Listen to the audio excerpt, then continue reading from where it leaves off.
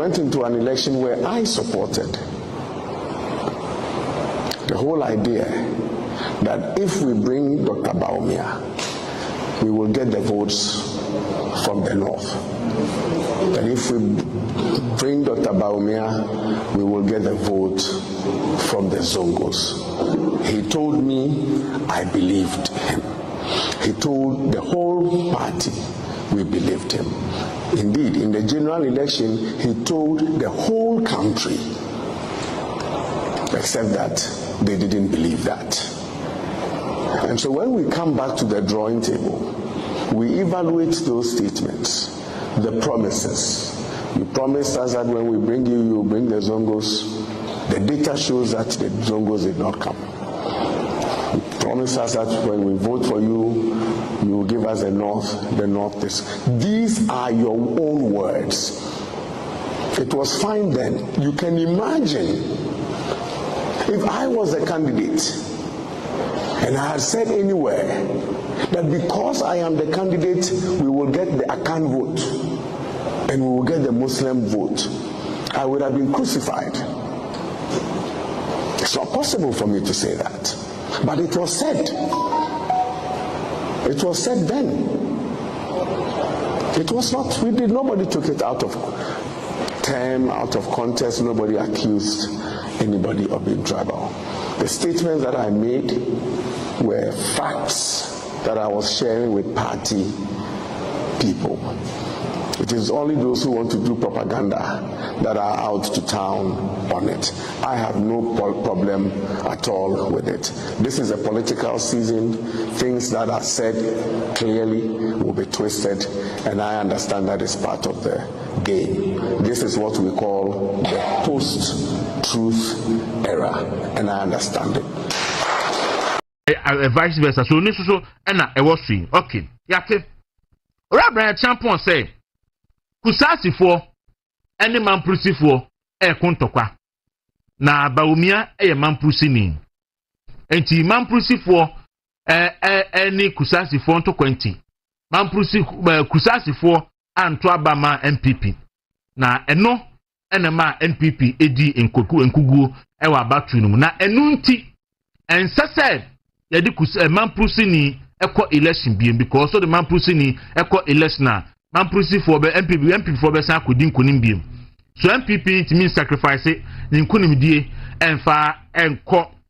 enfa ma obi a opese odi president sa na data no ti ana data no etisen okay yehwa the boko trend no na yehwa de so boko enclave no about 6 constituencies na ewo the boko enclave anopay ebetimi eno edi ho enkomo so 6 constituencies ewo boko enclave no constituency ben any constituency ben so say na no so map no esi etie so we nom any the performance for the various parties ewo boko any important na in elections na abaso and the 6 constituencies are ewo boko na Asante party obeti feno abra misro na oyi ne no na yemfe no enfanche etiefo na etiefo ehu se dia peha so any we share the performance of the New Patriotic Party ewo boko any important one say ya ni sitie 1954 we share abato a ekoso 1954 no a boko constituencies no eye Zebila eye Binduri eye Boko Central eye Pusiga eye Garu eye Timpani and the Kabum eye the 6 constituencies ewo boko enclave wonom so me fa ni bi Zebila Binduri Boko Central Pusiga and eye Garu and Timpani so these are the constituencies ewo ho over the years NPP for performance and so any so 1954 NPP enya a total of 3 seats that is NPP highest in any election ewo the boko enclave 1956 NPP nya 2 seats ewo sa enclave wonom 1969 NPP nya 2 again 1979 NPP nya 0 seat 1996 NPP nya 0 seat 2000 NPP nya 0 2012 NPP nya 0 seat 2020 ena NPP enya 1, and then again 2024 NPP assign so enya 0 was our constituency mu ho. And in all these elections no nyina no na okay sorry asante pacho mami send a corrected version of Sir Adiwe so that we can get it right once and for all. Even this one is not different from we know near was initially, so the corrected version but we share the performance of the New Patriotic Party. It was Boko Enclave one now. But the cultural constituencies are Boko Enclave one, and the performance of the New Patriotic Party Boko Enclave. So a pussy gap Zebila Binduri Boko Central Garu and Atimpani. So these are the constituencies the 6 constituencies Asante Pacho, we are ready and now other so. Near say NPP performance. Okay, so you need 1965 NPP nya 0 seats. 1969 NPP nya 2. And NPP tradition no Dankwa Buzia Dumbu tradition dating back to UGCC no.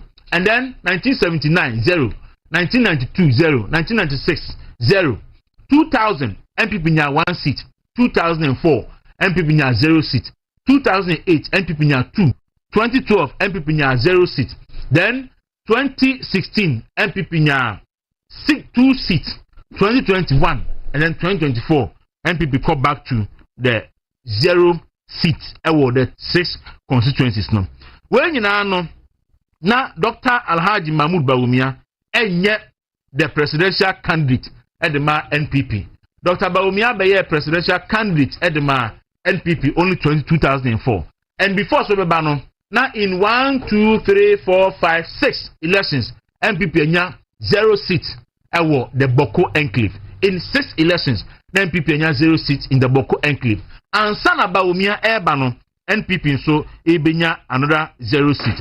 So Obika say Bawumia nti ena I want to abanoa. Ena me pese wa follow data no na ohwe. Asante ye Boko Central difference no.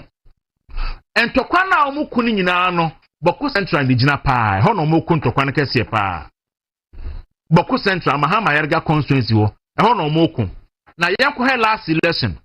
So Dr. Mahmoud Bawumia eye man prusin o hwe vote onya wo Boko Central no a John Dramani Mahama enya 26,993 ejama 66.15%.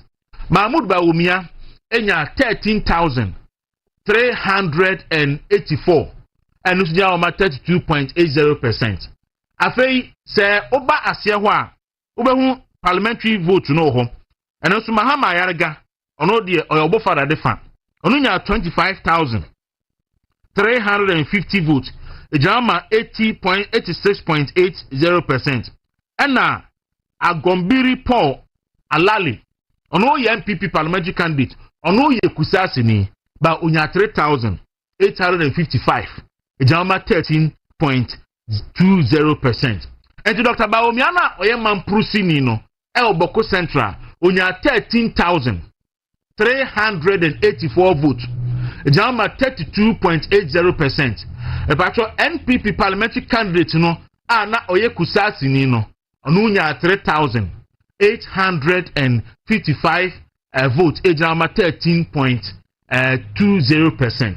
So Dr. Bawumia enya almost 10,000 votes more than the NPP parliamentary candidate no or a year enclave one no. And we no metimi epru asante pa pink sheet no into betimi the Boko Central pink sheet no so e dey atoso for na ye dey authenticate figures ye can so the official pink sheet electoral commission for and all political parties dey monsa e shares no.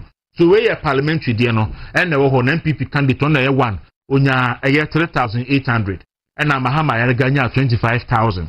Na for presidential no so eto the presidential no to so a obehu se eno so no Dr. Bawumia enso so modern ba na ewo ono so that first ono so nya 13,000 and this John Dramani Mahama enya 26,000. So if bokuno hona entokwa ni gina no Mahmoud Bawumia timinya bi saying the NPP parliamentary candidate na oye kusasi ni no a na question will be say on what basis ana obi ebeka say Mahmoud Bawumia a oye Mamprusi ninti ana NPP performance ewo the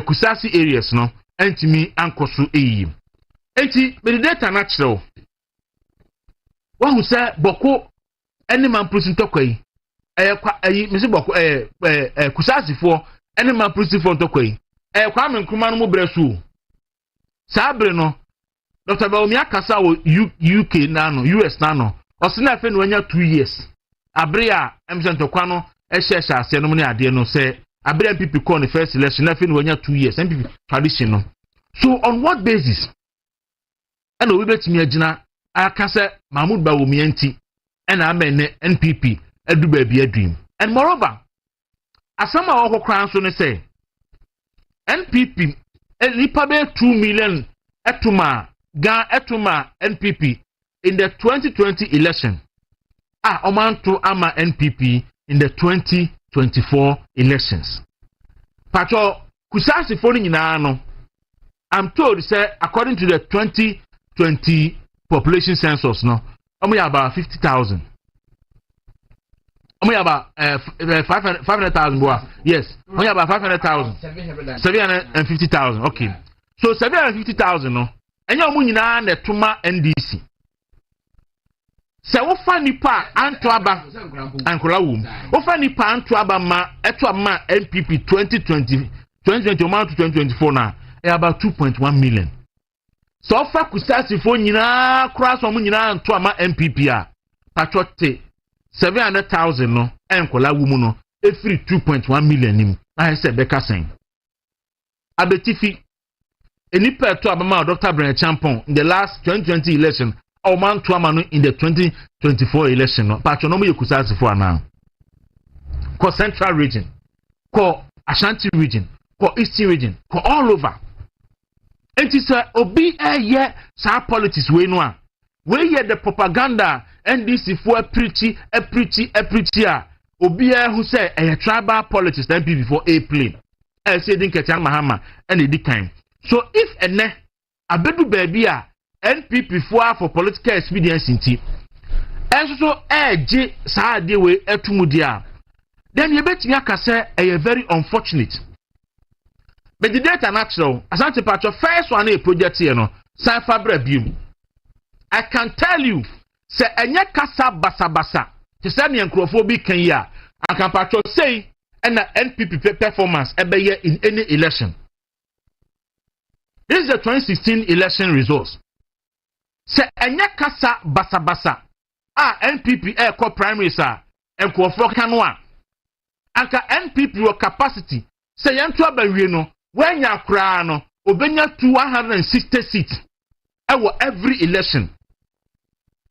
Ashanti region NPP your capacity say obetimi wini 44 seats. Oba East region NPP your capacity say Nama MPP no kind of who say okomo about wo nyaope enya MPP 4 pe and Ghana 4 pe okay we are popular with MPP na Ghana 4 pe why be reject okay enti no who person obejina market ho na ma ye strength okay na weaknesses no limited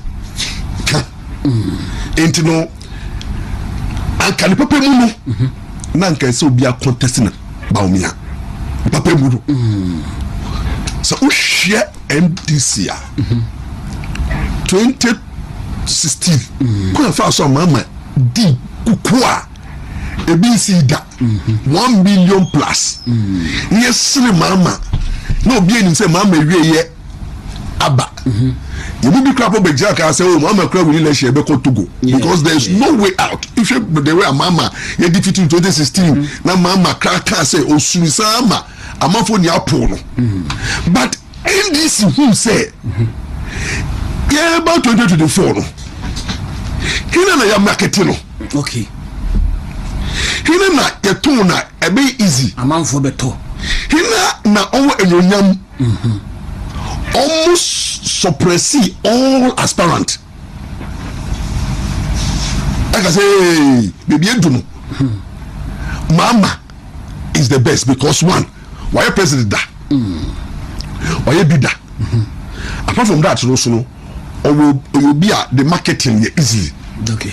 And you know, if you share Mahama, never been in Kutiano. One, you defeated in 2016. Okay. We therefore say so retire. Number two, so the Kutiano say only 4 years. And you know, NDC person will transfer 8 years. I don't know do be 4 years by, but NDC I share the future almost share immediately. Okay. He not ready to be immediately, and the right choice was Mahama, and almost oppressive, almost coming young, and Mahama 2016 no.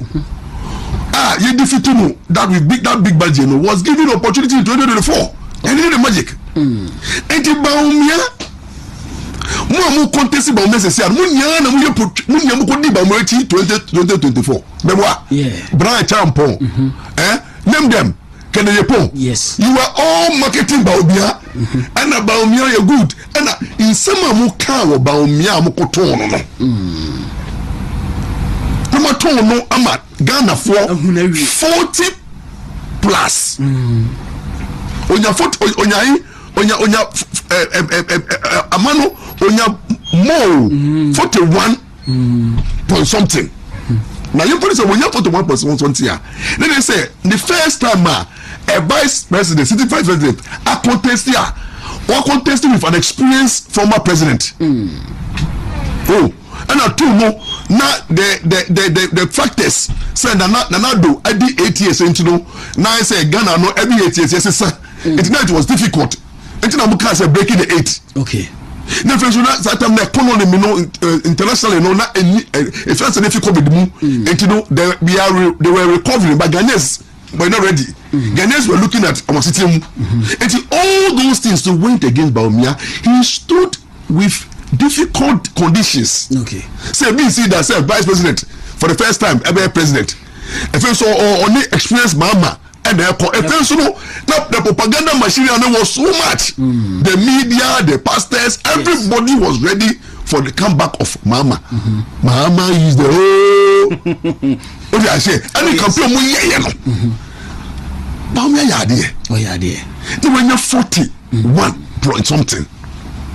And it is a no. I don't know panano. No potentials that will be obey winning hours down. Why?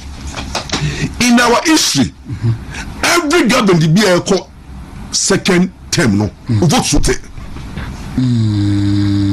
From Lawrence time. Okay. Lawrence 92. Gonya no. 96 no. The vote sote. Okay. And a 2000 could form a fire. We vote for 2000 no. 2000 vote for no the vote to sote. Okay. What did I say? Mahama Thomas Baye no. Donya no 2012 no at a Mahama Baye 2012 no all 2016 and the NBA anti-crana Ujuru. Now do Baye 2016 na Donya no 2020 no Sote. Okay. Okay. That is the party because we are buyer. When our promise to be they say all the chefs 8 months in Tena. Mama, they say no, they say 25 economy at Tosumu, what you share, no yet. And then for the commissioner, commissioner, yes, so for share, improve to question, development question, and then you know, the economy no. Attitude who farmers are crying. People, I said, some more kind 2024 no. And you know, one Mama Abai, in 2028 no, Obe facing one. The old campaign promise. Okay. Every number one. Because campaign promise now by no own to be doing your soul in 4 years. 4 years, yes. And own to be say bravo. Mama Kaka himself 4 years is too short to make Ghana heaven. Yes, what and you know, among forces say no, and you better. If it's 24 hours economy, how will they do man yet? The unemployment problem cannot solve the total economy cannot solve the unemployment problem. It Mama will disappoint a lot of the youth. If it's Mama, internal fights they see because all color so we see the nano Judicial blast started say Judicial brother say Kitia tension bomb team mama Jane nso ka bitela ataniti oba until there will be camps it won't say internally no NDC for no kasa no be campaign no first o wi nso a NDC for no ye die jebugo apart from the baby nyayo almost so nyayo no so mu di eja etu hwe edija na ekoso no media no kra ko fo mu yejuma bebre o media bebre ya ma mu bi aso for no kra bompa no bebre edi yaw ena the other Ghanaian na omu trust omu nia no omu se bi ni nti within MPP NDC no enye obia na mama beto satisfy nti no sa ya no mo na beton party no omega so mo nto nti lawyer paid ye working na chesenka e ade se MPP amanyukuo no enso so betimi aka omu ho abom na betimi project bawumia ege so because bawumia 40 something so 40 something no omu da so believe in bawumia okay bawumia need only 9%. Mama kono se say bawumia contest mama enti mama dofo nia no omu koto aba and the NDC kasa no ro omu aba to no mbeche enti the NDC will face vote munya 2024 no eso bete okay into mu just 50 something no e be down and now obo watch ya bawumia this time no the campaign no omre because nyo catch again nia ya ka so woni na do no enti no ye na do bonus one no se se bawumia uni atembi abetubedi no and se se bawumia nyamo oye nia no e kire say na or popular and good vice president. One, the digitization juma, the gold for oil juma. They say you bought Nana do Kwaba paso say name be bra oye no na first na you say and this is what they throw propaganda. Yes. Enti bawumia won fit after mama bomunu be ma bawumia ye angel. Obeche Muhammad. What I say? Enti no such a person no. We would intia obi person contesting na who don't be contesting can you be to my year and I'm expecting Brian ni Kennedy Pom no mun kan ya mu to my year okay na mun nyai says mu attack each other that be because granted say MPP go to aba na ye pe wo Brian na wo be didi ba omi ate be na ba omi anko for be abata wechi anagana for nya pe Kennedy Pom e be na wo didi Kennedy atama Udi ase entiru ebedu te me fele imagine say Bawumia na da ba fele Brian who back Bawumia on Akyenkwaa Nana aye de ma o so na Kennedy Pong was very difficult to campaign 2024 because we more kai you know so I was expecting Brian to be panasempa or be a nice presidential material but timing Udi so more time answer to the nation you know MPP for Ghana for move Brian and born channel pressure desperation pressure no and to move on channel na you move forward means let's say obi who say Bawumia mini and I can tell you it's not Bawumia that will win elections it is NDC that will lose elections 2026 farmers I decided that 8 months now farmers come up for more teachers I take decision that nurses I take decision doctors I take decision what do I say the youth I take decision that Galamsey for yes. What I say to know, Mama and this I said him so more. They are losing big time. And the Bawumia need only 9%. And that 9% no, the Ghana 40 voters did the money. And MPP for the brain now, Oman Kotwa Bane, arrest here, arrest there, to be there, can be tell you because of yes. I'm from say, hey. Appointing and now come here the so on time kasa on sembisi onemu o kan doctor Bawumia dia na wa kan doctor Nana Akyenkwaa so in fact enne ono so e the response about to ija ye bre nti ensema okan kwani na Dr. Bawumia kan ye no odika na me bomba is also better atum se odika sansen semono minya o pese odi Ghana for o de fancy party no na pese odi party na nimwa ana se party no fa unsi na be di Ghana for anim na o sha se o kan se we free ha intimento mano we free ha intini chefa India party no that say if it no a no de papa mu eba so who ye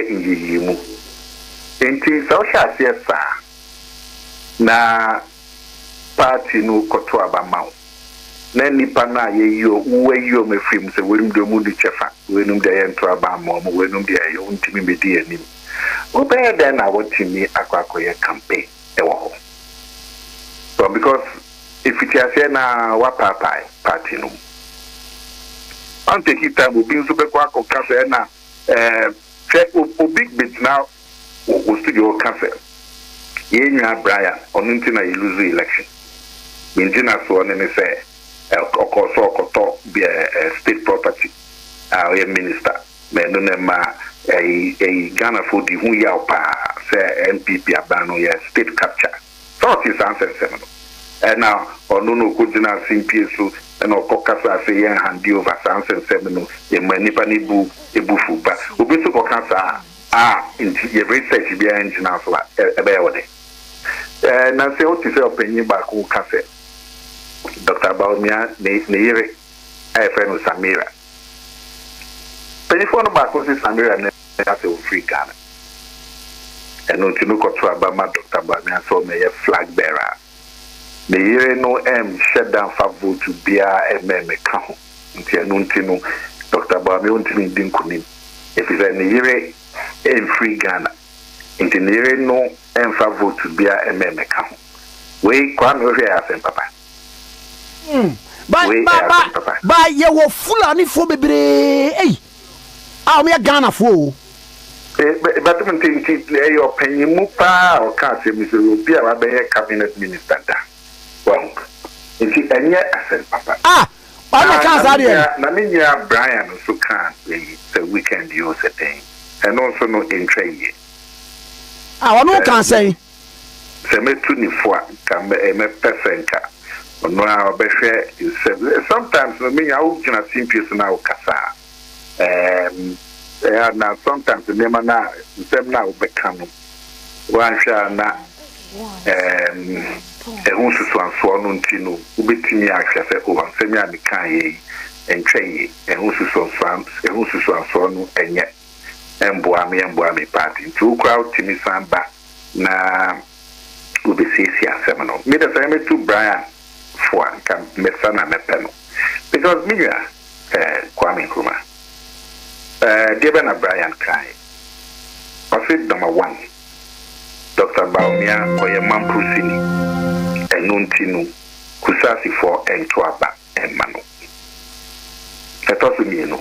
If I say Kusasi for Akyenkwaa and Manuntino, Uluzu elections no of 5 regions, OT region, Upper East, Upper West, Northern region, Savannah. And they say them are brown horn, bono horn, and so because Kusasi for Akyenkwaa Mano. Now they talk to me, sir.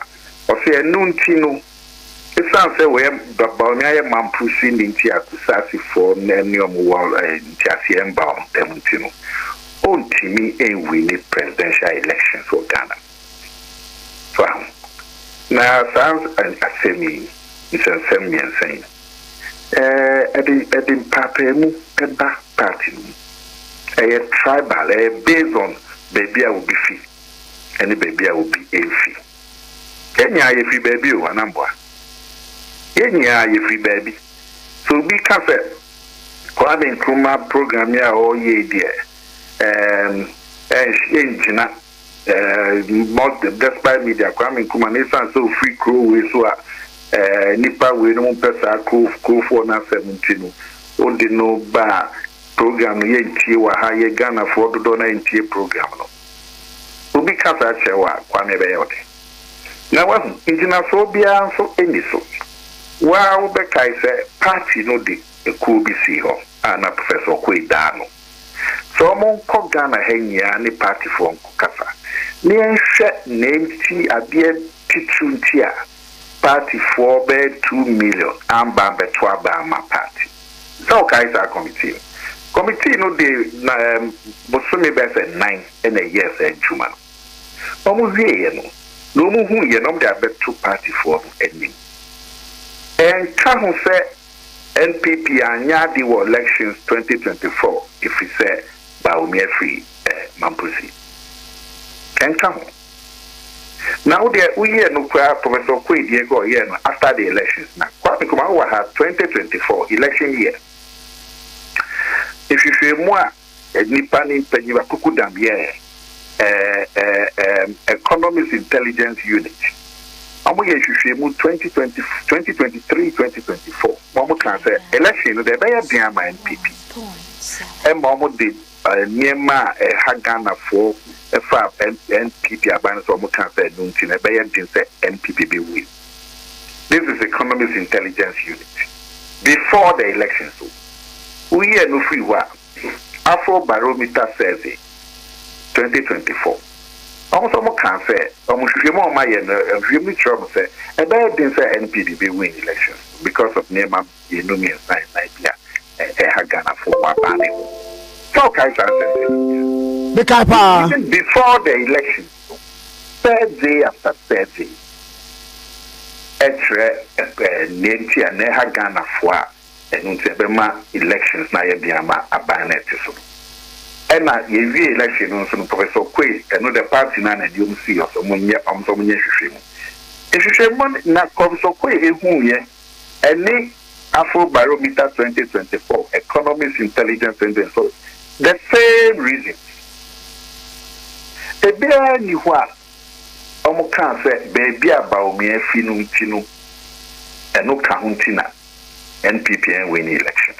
In fact, Osha opinion syndicate events in syndicate BB Musa Dankwa we see the company meeting Musa Dankwa Musa Dankwa no ubeja to say no krana a year in terms of Senate election actual percentage maybe a demo pa kwamkona maybe Musa Dankwa ono kran so ye hwehwemu na nsen o de atoja say baby I will be free no boni for ethnicity and a factor in the elections. It was about 8%. Musa Dankwa Nancy we are for the amount. It is a munan kofona agenya before the election and after the election. A bia ni wa e bede di say baby bawumia ifi no account na NPP. You lose the elections. Now, Kwame Ufi Wow, election about free 1992. ABC in there. No bonifen with history about Kosem. Kwame Skakusasi area hon. And the baby NPP win election so. A free 1992 put the anchor, but 1996 Osha results now. 1996 Osha parliamentary NPP yenya 0 yenya parliamentary seat back 1996 2000 elections we yenya back just one seat how Yakubu Sobekaya Waboku 2004 yenya 0 yenya 1 seat 2008 yenya seat mienu 2012 0 2016 ye me any winning election and ye see been sit down Ghana and yenya 2 seats 2020 yenya 1 seat 2024 0 inti Osha Enya 2024 penny lose election work kusasi boku area ho. But omodi akosese nana omodi akosese saa ntokwa no a ekoso wo ho no yewura bawumia eye mampusi entinka sabre as then as vice president kwa no na ko betimi akoho akoma asundwe ato na no kwa ka ho bi omode to abati amu minim sa what sansem we bia ana me ntina so no ewe hifa if you say before bawumia ba na ye shega enya vote ewe area ho ntina mato ngba me ma parliamentary results a free 1996 ntinya bawumia breso nkwa na ye enya vote ewo kusasi for every tete nya dia omoto aba emaye every tete enya 2024 we share history na we share presidential no kwa and conform we share na Yakufa do nyae na Kufu nyae president na bawumia nyae no conform but enya kusasi ho nkwa na conform across the country greater Akyenkwaa you lose over 500,000 votes Ashanti 400,000 votes. There be a conform. And as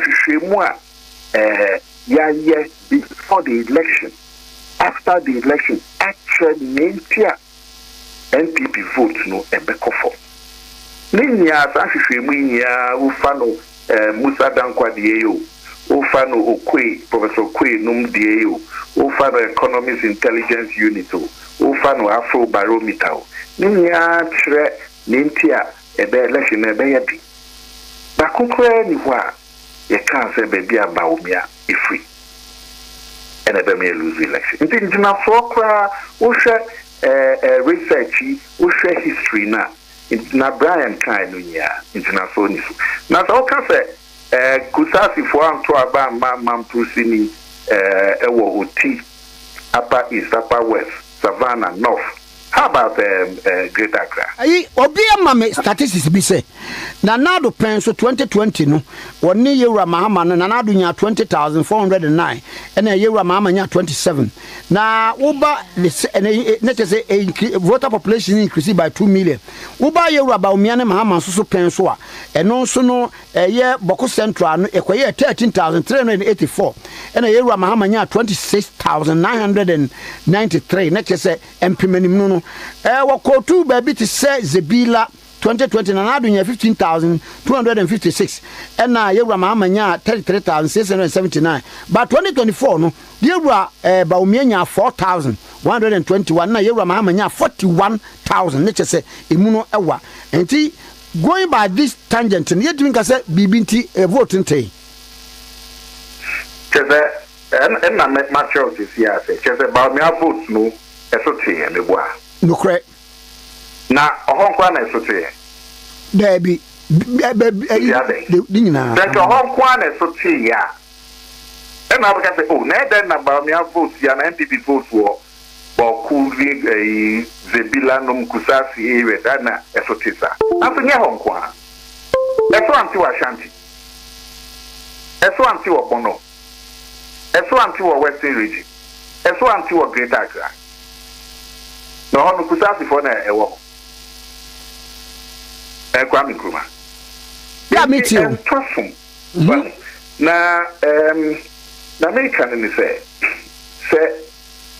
what the tribal bemwa. And now I can say mampusi ni obeye flag bearer kusasi for nto aba manui. Say be you Bryan so be flag bearer. Ubetimi akoma mampusi kwa kwa campaign.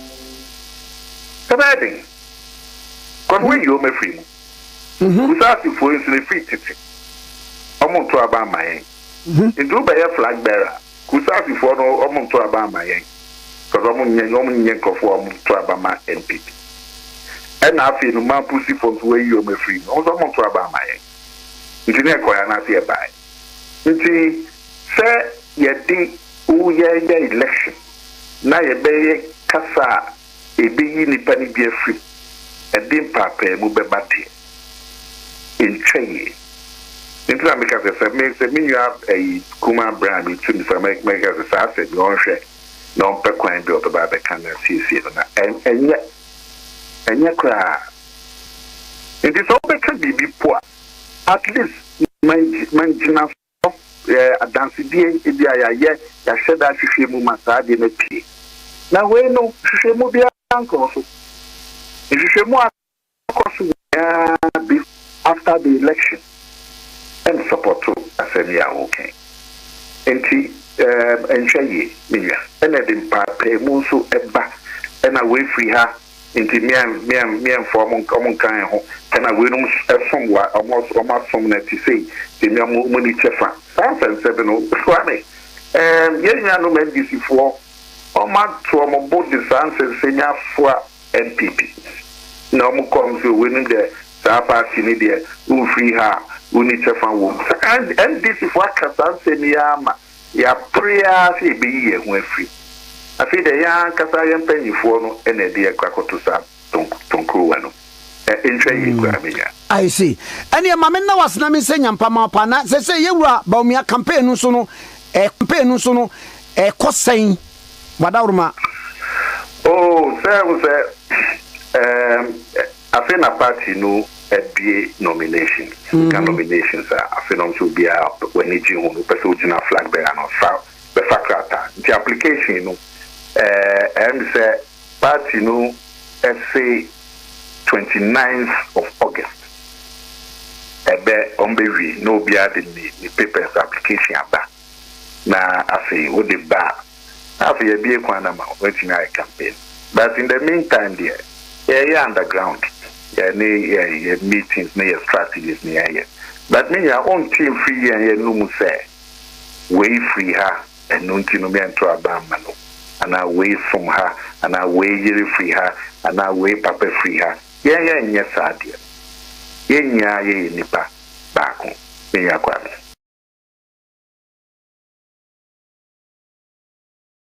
Recording. This is not the first time. I say, Honorable Kennedy Japan. But you'll be phone. Honorable Kennedy Japan, I see pain. What I see. And see, I didn't pen. My victim now. Say, who campaign? Now, she did for more per se, who they could attempt. No, me share my constituency. Me say it's an agricultural-based environment. Okay. Hey, I just cited an example. Say, who call tonight? We say, who to spa, who kasa. Nyoma empata. Just give yourself 100 days. Yeah, but wow, now I cultivate at least 2 acres or 3 acres of maize. Within a period of 90 to 100 days, no one you can to go. Scanner MP don't mean your mouth. But through your own effort. So kasa no yen na epe they be epe no nipa no on free ha there say I'm not interested in those things. It went against me. Really? Oh yes, so the TV say who say I studied the people, my realize say the person me yam no no mo pe. Mo pe dia obi see most of these things no kakra obenya fi nipa no you will be forced to say things that you are not supposed to say. And then you have a be our second lady for 8 good years. Office of the second lady, though constitution does not exist, no. But say not state resources call. Of course. For 8 good years. She have children who are Ghanaians. And so put in from there, because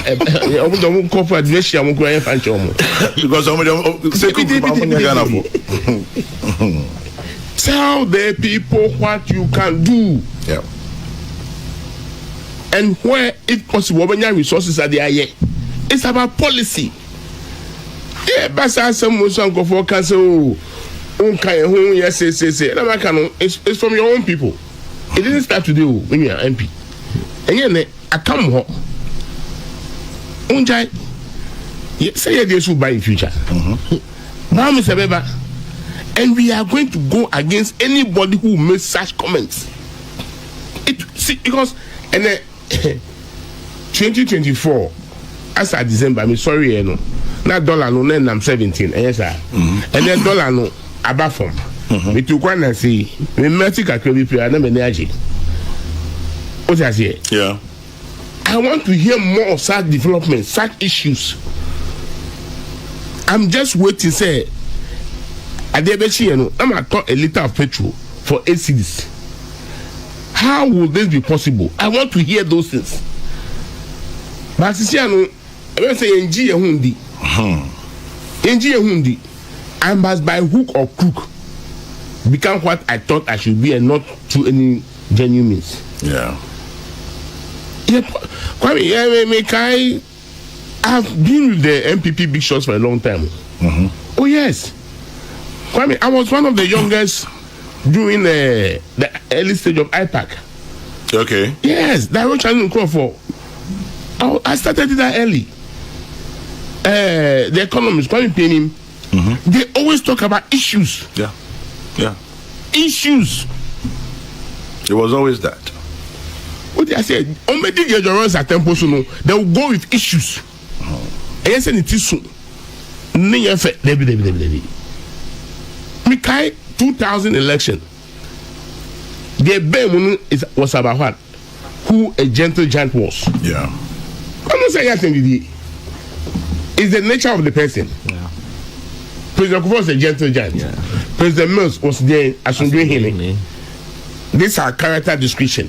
Yeah, and can say, hey, Shenaso. Baby. Obia Kaim says here, Robert Mugabe, Nani Yeri Ghana. No, Ghana. And I'm a Ghana for you, 2 years. Say, Ghanaian was the first lady in Zimbabwe. I think Central Region, not for Central Region. Yeah. Now, the Okas has said to me, I don't want to make us until even when or the ambassadorial position, so no discrimination, Basso. Main Kaino. Oh, yes, I vividly remember. Me Pipe on his say. Omo do omo nkoso. No mo ye do mpese mo ye. Mama ammunition. Na wo di mama say me meso. Baneba. I want the best candidate from their side. But not more better than my candidate because issue would be they mean game that. We are trying that too. What are you trying? And tell me, say, answering electoral caution, say, yet time never grew up. More black or cast because they might also use it against us. It is not the best practice in democracy. I don't believe in that. No. More baby. You see, Pius can be built. He did not deny the comment. Exactly. But Ojiri said it's been twisted. It has never. And Ameka said then they should give us the food. I will hand out their money that I mean in Pius. I will hand out their money that. True, nothing. I will hand out their money that. For them all that. What he's trying to say is say to me that's the meaning. If the emotion means I didn't pay. What I say is there? What you to Casano? Casano. If my brothers and sisters far north are fighting. I recently said voter Otis is here. Nkwanta secondary school. Answer your Yes, you. Answer your I also answer your But you should now be telling the people say, start development no empire and consiga. Because you must freely go to your farm. Yeah. You must freely go to the market. Why should we be fighting?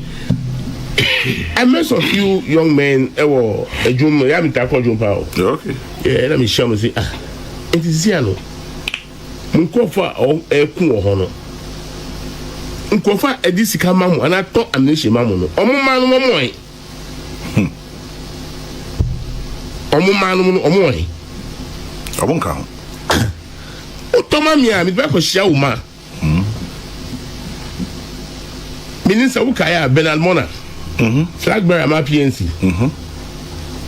I said me see some time ago, and also Okoma Krabiska say on top of into her. That's 1 year, Nipo Kun Nipapano. I don't want to. I understand. So is he expecting that young man at that time? And maybe a 1 year, scan of the man what that thought I didn't want. But going back to the reason why many have agreed with you to expand, that clearly lays a foundation for this primary season to be monetized because people can be targeted. Even 40%. People with deep pockets. We know some of the guys who are in the race have very, very deep pockets, and they will not shy away from targeting delegates, no matter how the limited expansion that you have done. Well, I think that thus far we've not been concentrating on what as a party we want, right? Or who we want to be the leader of the party. People are coming out there because they satisfy the qualification and eligibility criteria as set out in the party's constitution or even the national constitution. Yeah. But you see, whoever should be the president of this country, really we are not looking at just the qualification and eligibility criteria for whoever should be our president. We are not just looking for a flag bearer. We are looking for a president or a presidential candidate. Remember what the Mr. Kwampianim said in 2012 2007. Yeah. When we had preparatory to the exit of President Kufuor, we set out the processes to have him replaced by the party. I'm talking about having a new presidential candidate when he had expired his own tenure. And then we had this invasion of 17 gladiators. Kwampi Anim stepped in and made a profound statement that MPP, you are not looking for a flag bearer. People seem to think that we are looking for a flag bearer. And I'm quoting exactly what he said. He said, for the flag bearership, any, excuse my language, because I'm saying that I'm quoting his exact words. Kwampi Anim warned us, as for the flag bearer, any idiot could become the flag bearer. But we are looking beyond, or look beyond the flag bearer, because you are looking for a presidential candidate who ultimately will become the president of. For yento asona yenko yanim na yemfansem ento ato asomamo. If we happen, we are jumping into another issue. Won to me the radio presenter no, and this is for so omo man impie e ma bonten. Yenko nko tie ho nsem kakra ensem a ekoso e wo Ghana man mu. Ye ba ne ato ado. Na ye koye no menua bema Akyenkwaa Emmanuel Kwachasare wuntumi radio kumase mu wuntumi TV kumase ya kwakyere no wadwoso abanani da ne ho so ya ma ne nkrase ye beche no ya ma ne nkrase wo mra nkranase kumase no so wonko wonam ne baabi wakoto bayere kwa de command abusuafo ene enkofo bi a omo hyehye mufti omo nse police atade na so ja atade ene omo koto se no so mo kye no abankran da yede call court judge ye ka se ye bail amano judge so sa asem na beto nanim no similar one biaba ono nanim da enti no there's a judicial precedent set by himself enti no one why dia won't go against one judicial precedent no enti no obedi na Akyenkwaa bail on say oral application enti obedi na no bail and yes nyahwe enti ya fa ne nkosim na nyame aduma 20th of this month ye de naba 20th of this month no so ye koi unfortunately ye koi no judge a majuma that day no enti do maka chene say the court was not sitting that day enti eja ye ben day and ye koi baby and your Mosade assembly said the following day, which was the 21st, Thursday. You call 21st and so on. Judge Lee Jumakakra, a board 9, and was so boom. Inti, ya minu Akyenkwaa, ya mfrena semono. Not to say, imoya ya. And na, Yesade Akyenkwaa ko say police custody. And they said, Nani Yembra court. And na ya court, EBM second court 9. Prosecutor ba prosecutor be na no a was say ye ne kasa fe was o ye pe bail and na wokeka nsem agya ye lawyer kan nsem nyina kama and na prosecutor say what there be oppose to our bail application na judge busa de say na aden na wo pese abrantie no ye nsa amfa ne ntum sesen ese wokeka ye de well judge busa de say the day the chair said abrantie no si janwa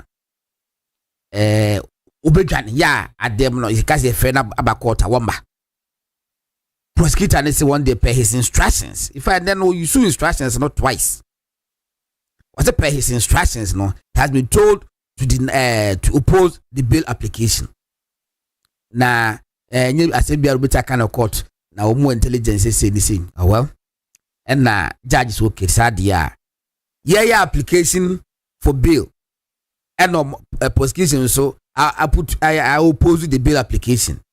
It is hard ya ubekufi. Nyame aduma wukuada.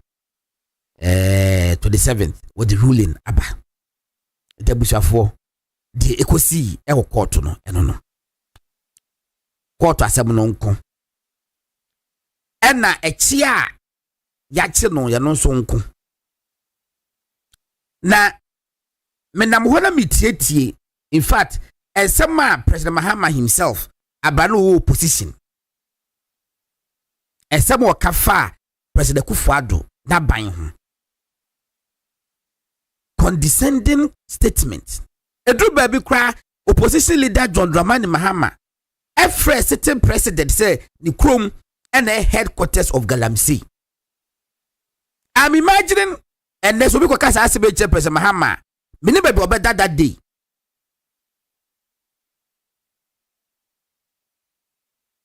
Oh man of unprintable words. They catch it and they Kufuado abai. I say so they know any power. But then all of a sudden, President Mahama sa babai mu. Ukasa wi esenwe, ukasa wi esenwe, ukasa wi esenwe, enam ye bekasa kakra e wo court. Many the one friend me into me for say hu. And I got it and I'm on to mo. Let me see back to the better your body. Me a very responsible person. Very, very responsible. Very, very responsible. I said, I know what I'm talking about. Now, so all of a sudden, I said, be a bekabia, and say, I nephew for way from what the trouble, and yes, sir, and yes, sir, we don't bet you. She yent me, Yagana, and Chen DC for yent me. It is some of us, we won't keep quiet. We will continue to make responsible statements, criticize the government. And what did be will be the best criticizing about you know. President Mahama, 22nd February 2022, no 11th February 2022. What you cry the command and Kufuado. Say and said, "Cho for ye chomo Ghana no, and Kufuado and I may chomo." He was suppressing press freedom, media freedom in Ghana. That's our crata maka. Missy me yin and Kufuado didn't free mu. Now me said now. The letter bro said, "Was President Mahama, you are the recipient." Why shall I me? Because some of the expressions no mono. Why shall I say my ye no? It was young de tribim. It was young dia it tribim. And then ya to me 95.9. Ya frequency. Ya suspended the frequency for the past 2 weeks. Kuma said ya suspended. Takwa ya suspended. Reason be any ho. Yakobusa ya say your transmitter no and was say it should not go beyond 5 kilometers away from the station, its location. Hey, na etibacho wo kwa ahwerase ene abri a transmitter say this one hwan modia me I'm saying it today. I'm saying it on authority say nyame adwa na watwi ye bekọ bepo no so nyame adwa na watwi ye bekọ bepo no so akọ video akọ twa pictures say transmitter wey station media transmitter wey station media wey dia ene nyina si ahwerase ene aburi the quite documentary na dey bre NCA for them to tell us why I was a young kwaa to me radio 95.9 I see a transmitter free so it was go kumlemli now o mark den President Mahama, who was in the opposition, promised the whole world they said want to be president. No media house will have its license suspended, especially those who be critical of him. Obaye won't be radio twice yatum. The reason is that we are very critical of his government, and we will continue to be critical of President Mahama's government. Very, very critical. Adeobeya ye say anya bian ye beka ho asem koko for promise mo 7,000 ewen 24-hour economy ewen, and you think we shouldn't talk about it? We will. We will. It's an idea. And when quad you can't take it away from us. Ye beko so akasa. If I'm God nasa be dia kon. Aha a movement television Ghana. Say for me to me radio Accra Kumasi ni takrade because we are being has I mean we let no ha President Mahama let show letter come Kufuado say enema police for 18 central for radio stations here to me nan e Akufo Addo na aye me ba cho Ghana president bia wo so na aye dia some so president e dia won why me mama anti be obedina be in fact at the question it goes beyond IGP, it goes beyond some joy. That is why we are where we are. President Mahama Neye, you should be advised. I'm a member of DJ. President Mahama is a member of Ghana Journalists Association. He should be ashamed of himself of what is going on in this country. Thank you. Thank you. And police custody. Windy and Nayaba prosecution say we view case why investigation we today over filing BBA, which means investigation be anyhow.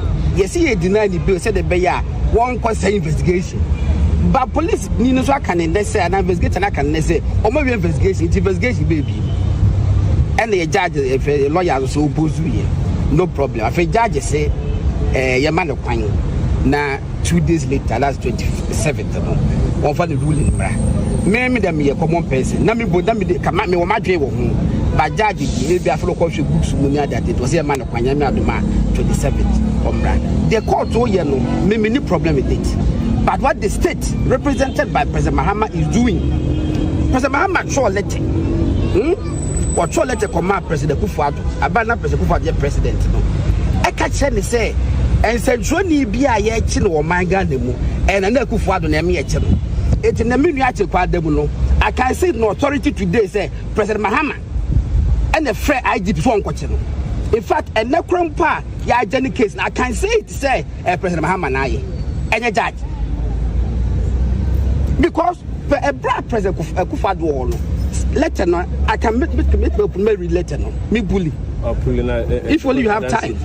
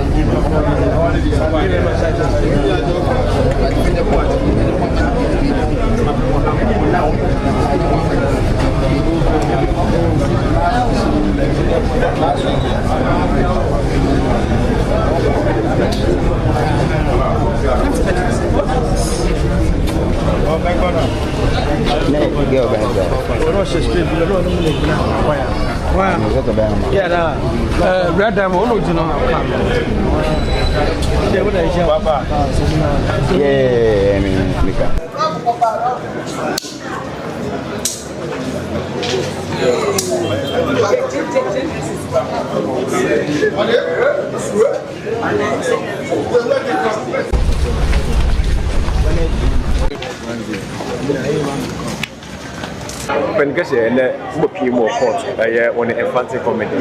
I'm going to next year, I'm going to be more court. Send a course of our court.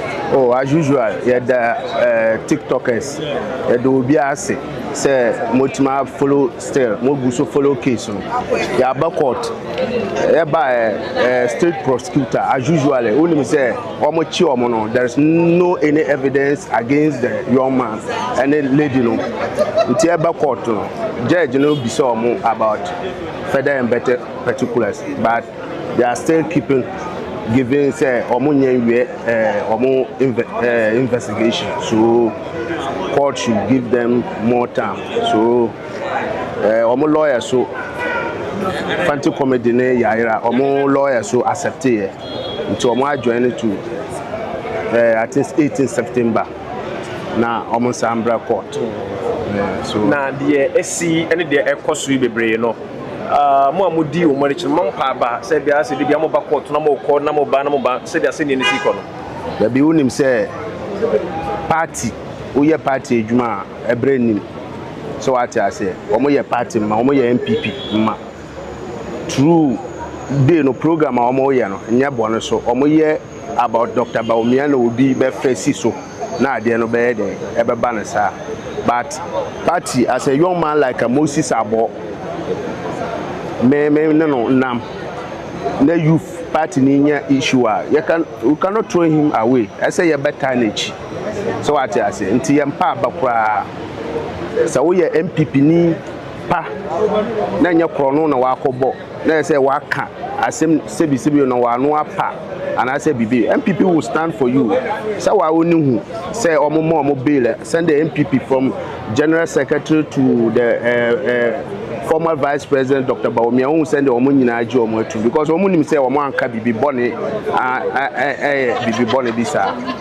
Oh, it say the event on the 18th. Yes, on the 18th no, but the party youth no say obian who say they should fight hard for the party MPP to come back to power. Like ye Professor Moses Abo since your co-opposition day and night or no any others you follow so many cases. Until me bomb say youth no ye campaigner no mon kai nua Moses Abo obenya national organizer who say one youth organizer Greater Accra or fighting my party na okonye national organizer.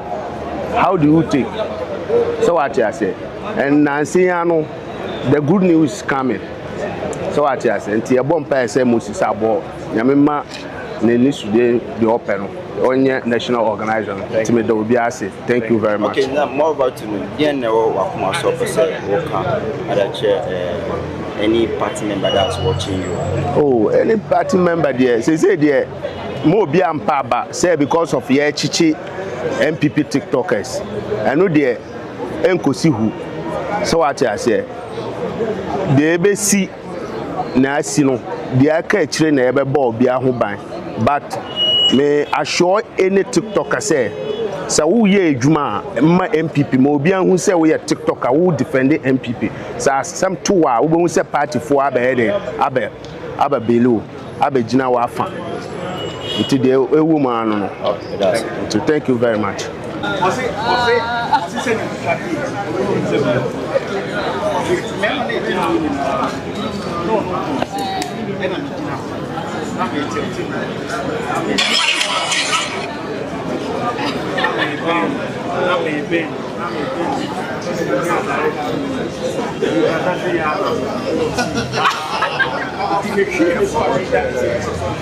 Ladies,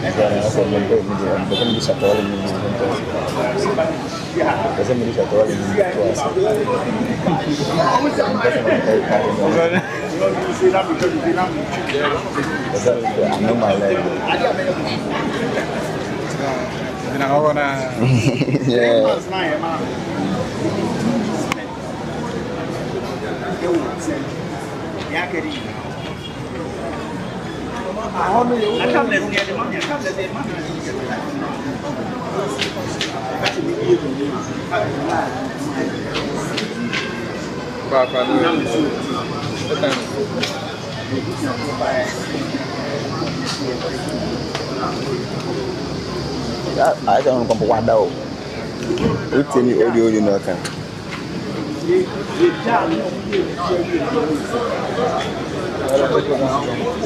say my brother, Mrs. says I'm man do the same.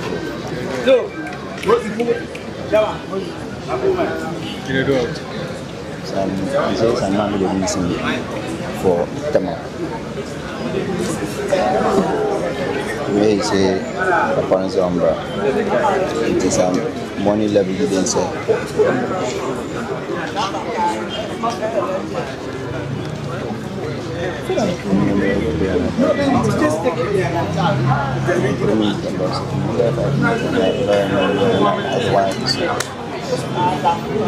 Why you want the boy?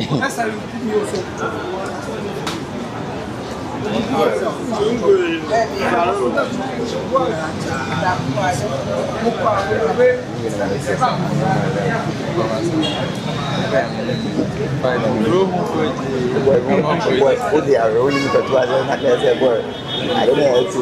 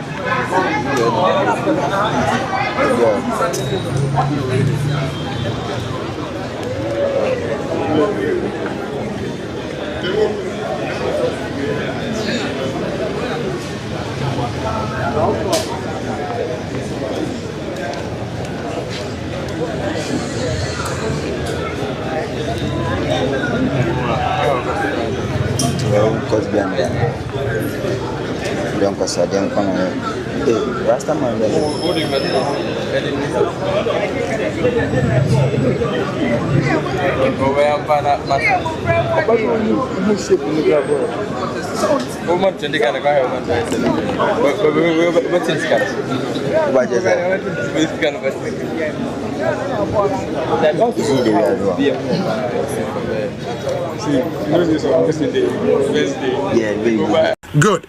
Now, and the court. And for court. Now, still, I want me and your bail. I'm our client. My court said were different on 27 for lawyer, we may have to call you again. Me and sign for you. Why now? True moment in ye ansana more than atom. Ecosi sense na higher sempa 94.7 FM. In the lawyer in Okafwakwa and then I check a crowd. Almost by 3 weeks. So the gentleman made utterances. Apparently he made utterances on air. Okay. Those utterances were in the form of allegations, and I think he was picked based on sour transfers. Okay. Whichever way, let me also take this opportunity. Ubia the Casa de Ubia and Royal Master of Casa. Udipe Bia no Casa. As I say, we are careful, especially Casa or Big. Yes. And you Bia Nyasa Kwanya Timi Casa and Nompa. Nipa can crabby. Timmy, the minimum details about who we are. We'll get details. Yeah, lawyer, what's the main gun? Good. Ain't now Casa Moko Court and then see. Your court any day. Say, Yunia, Yumano, Quatia, sorry. Dona friend at Akyenkwaa here, you want to be more media. Now, no, now, yeah, but before I Ghana police service, equitable no command centers. Normally, they need to be well on kind. Or more the solution, no, am I ethnic opinion or court?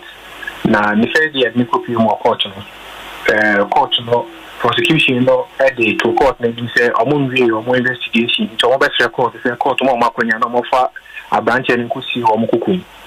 Yes, also as defense counsel, not also no MT a prayer to the court. Say as a court and say, as say your team and myself. Say yeah, because you're taking the plea. Now what come to court for Mama at Tobagas ready. Now say only for our corridor they are born on the phone. The whole big answer court no be sure not 1 money bill. Don't you say a constitution card article 1920 say Ubi Adakujina Brandimuno, and now say a election or Cobambo Fonsemono is presumed to be innocent until proven guilty or he has pleaded guilty. It is a Uniano, I'm unjust to say with before. And I say, or sit with before. Now, Akwenya Babeto Horn must say a best court on a say court on a man Akwenya. Now, I could feel no Cobabuano on Nasa Quabu. Cobafono, so that was in the Niswa.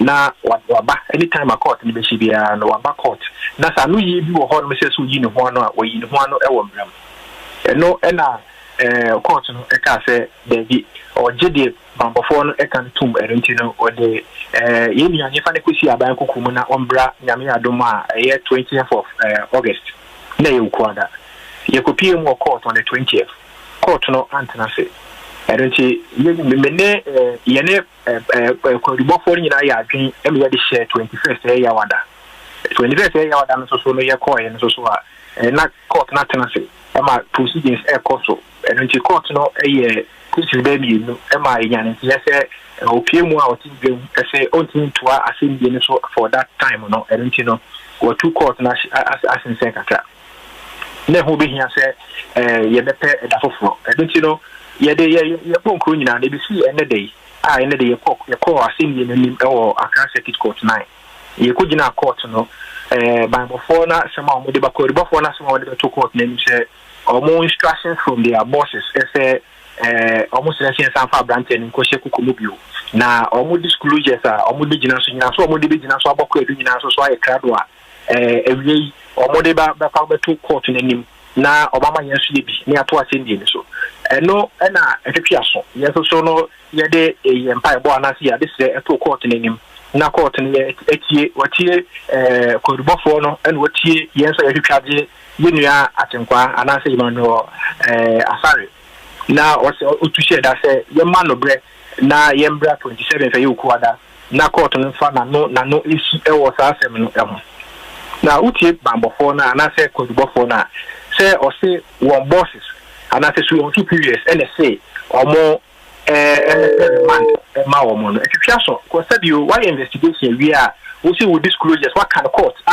record of the court na capture so we disclosures are ready we year crown no more file at the registry of the court idea be me here say odi o say san fa nipa ne kusi police for hukumu ebiu na enho enchase no na yeti ho ase a enyeyi na so no ye se bibia na wo court nsem enti ye rapie mu otie adwam say ye ma no kuada enti nyame adoma kuada na ode na no ebisi wo sa asem ne ho a ye betwen na ye tie the court na ebeka no because ye asem da court nti no mintimi enkomu bibiri na court na nsia the you also a kappa horn so no officially prosecution na charge no he has been charged prosecution charge no with one count of offensive conduct conducive to the breach of the peace one count of offense and they are pleading not guilty they are taking the plea or say only for he's not guilty to the offense that he has been charged with and I did give me here because Minia Obi, we are lawyer ni.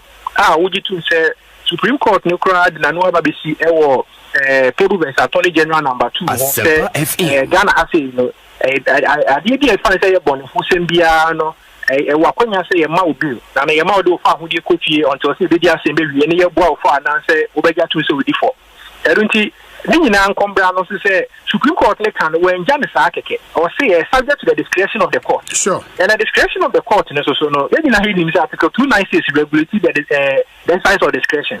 Then article 296 of 1992 constitution no regulates the exercise of discretion. E bi so no about discretion in granting bill. Okay, section 96 of the Criminal Other Offences Procedure Act of 1960 Act 13 so a kire nyina so a court bit me nyina so aka say wait on ma obi eti enya say just an empty check and I say a blank check say yes discretion na discretion akwa ewo nyina so a emra o say disu ewo mbrem ansa na wotimi exercise discretion na me ni say in almost all time no court no ehwe sa na mani nyina ansa na obe decide on the liberty of a person or decide on but the exception so the prosecution no and as a credible for no anamo amoni etu ewo court hormone and any idea so when we investigation na now says the prosecution admitted say we rape investigations. Oh yes, the prosecution informed the court. Obi said the court they say open court in central for the court or say or be file or disclosures. It is all file disclosures in so because why here when you in so was no ho no energy out the court no say wan kasa o chena o ana o chena chi o o say na wie ye no omo be file e court registry ho no mo it means that investigations no complete anything I will say we need so award double kwadu no we dey to court nanim na wa ma say accused person na say accused person e dey imado kwachiasare any na lawyer for so ma copy a you be shame say dey prepare the defense no anything so ka for the panic kwa kusi a sabi and the court also agreed court they agree with our argument no you be jam na say ho no mo na me gidi the court na no see a baby abeto bia employee ne o say ye can be also so no me gidi say you betimi abobo ho but for omo enim no because offensive conduct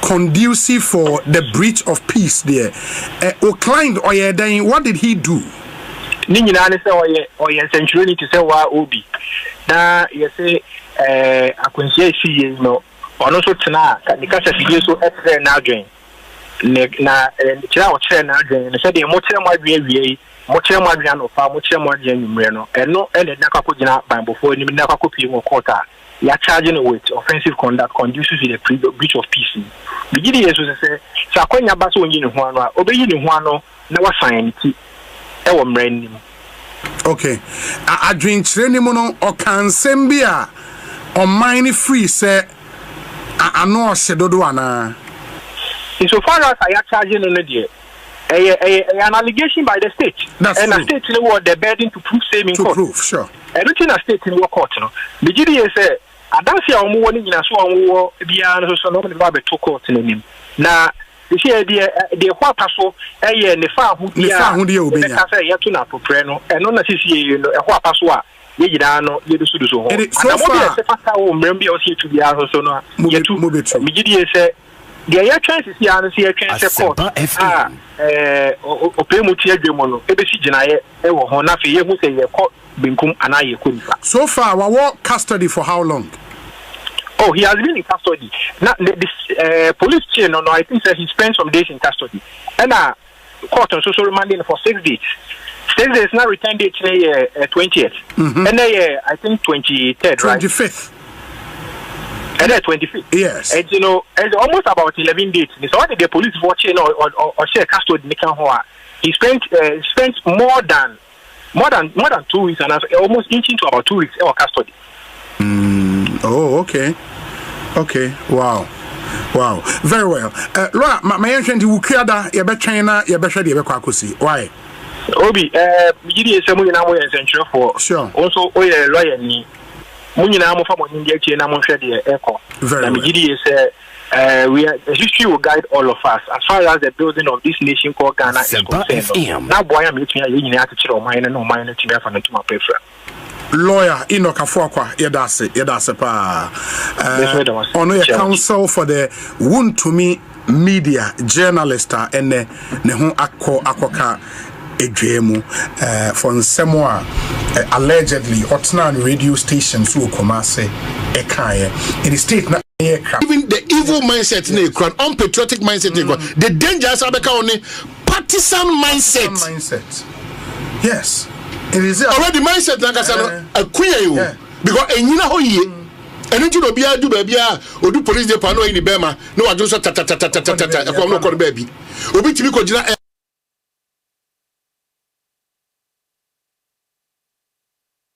airport na se me catch o me yonko a o twen obi na o gina airport frame me that time no o gina airport one airport police station be one no airport na ka so police station car park so what me a Johnson na me nim say Dominic ono ayi a day be 10 bottles of water wa Johnson Dominic tie wa Johnson free car park asori to akodi police station o ko nyina no Johnson David Johnson o java Dominic Johnson him or Johnson more than 60 minutes wa Johnson airport Johnson asan atinia ko do police station na no ene okonom den ene bia do Dominic Johnson bi na won say Dominic Johnson da musimu tu kwa no si Johnson aka na say tuko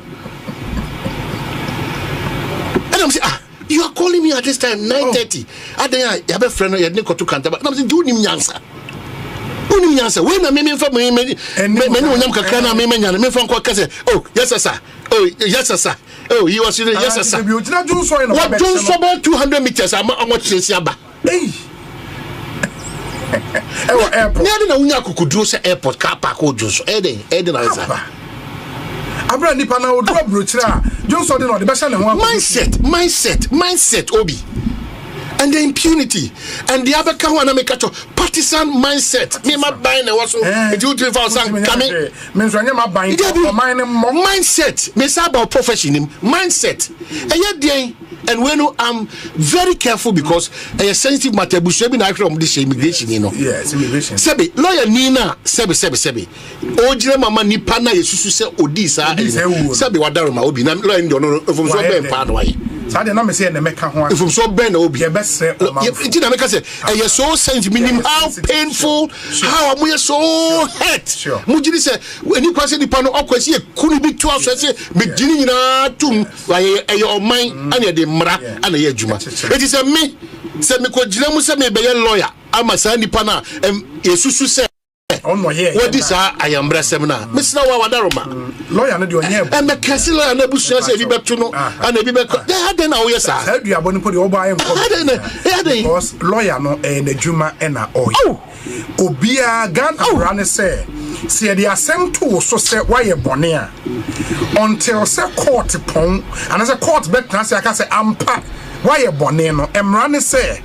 Oye innocent minimum how make innocent to twim onya mfomso bia kopim se mrane be gia to mu se mfomso we wo na wo ye in the yesremo nipa na ogina mrano no oye de broni fe no accused person sobo na de ato ne so ono so okwan se ocheche ne nsem mu ono a entumi nkasenti no wakofa lawyer in the yesremo se munim se ono ampa na ye de yentie hwe ono a ne ku no ono a na ye ya emra no would establish that lawyer ne de onye hwe sade na moye mesrem emamu e bi nsibio se busuafo no 8 ya yes se me ne to me abena ne to na but lawyer ne de n'adwuma e na oye sade ne momme ye eto ntwa na ono adwuma oye obehwe mpo no na obitimi ye bibi se kra pro bono onyiska na juma ena into yes me koso pa mo chobiam I will never do anything I be ma obi a wakwa awonyem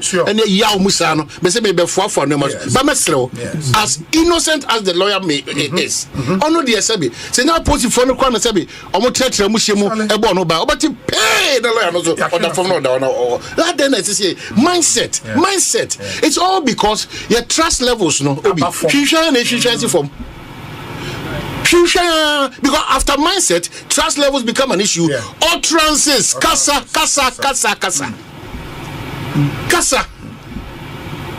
Assembly honum pa ukase mo pasre sikoya. Emo rem. Eso o ye de kwaka. Emo rem o enti amanyo sem mindset require na say kuye no. Na de bia ye reference ye equalization ye bo ye ra Sam George ye bo na sum e de na see ye eti obi akopem ye ra ha wakum be ma me wakum say mindset and a trust no so e ba na e ba form mindset obi say am pray ho na ba bia edu no we can do all the things that you want to do but if the mindset enyina ho yi a ye be pema ko anim by ye be sa abayechi. Honestly speaking, I really want us to take it as up. Say, me ya Ghana need this year. Baby, I'm free. Be aro so na obon pa ye wie e de ma o no ma my Ghana hun hian.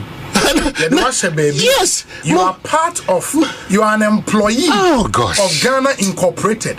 Into say omaino, omaini jinata the company nyam faswa. E mo staff no e na mo che emfaswa no edi.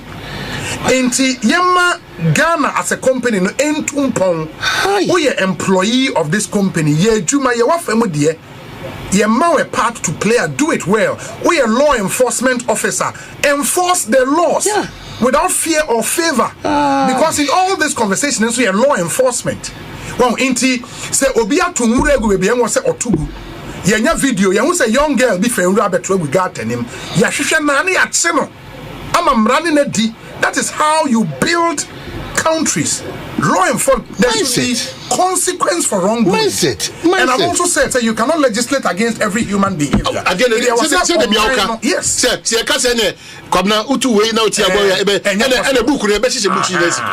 and that's why the people should have a part to play in this development conversation. Because nipa na wafa nwura free ni fear wa be plan e koso wo trim no say obi ya dada ho ye wa ha yes abanyina na esi nantwie onam Kumasi airport on about when they say asesa esi lo mun nam East Legon ene chado nantwie ene o na be say eja Dominic kuni meja freja no for nantwie no ano mam check yes nantwie o omu re fie say nantwie o omu re amanfo fi nantwie oh Jesus Christ I don't know say yes I did I can't believe it, Obi. Mindset. You call in a Kumasi airport, you could try one. I'm out for the bread and me and Casabico would be kind. Nantwie pagina run about or you will the coca. Oh, mindset. Kumasi airport mindset. Madi Dominic Nima runabout. Call him mindset. I don't get it. Mindset. We kona nyani nantwie twa about him. Omu jina about him. Ya say nya kukudo de aba wo for ma chichiro mabom. Mindset.